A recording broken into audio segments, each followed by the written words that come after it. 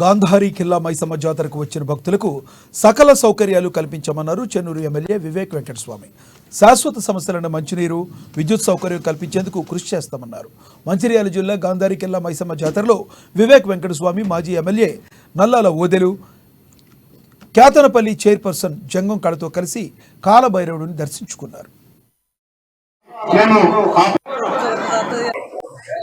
వచ్చేటప్పుడే మొక్కలుగుంటాలో కొందరు వ్యక్తులు నాకు అడిగినారు, సార్ నాకు పట్టాలు ఇచ్చినారు, మళ్ళీ ప్రభుత్వం భూమి వాపసు తీసుకుని మీరు దీంట్లో చొరవ తీసుకోవాలని చెప్పి వాళ్ళు కోరడం జరిగింది.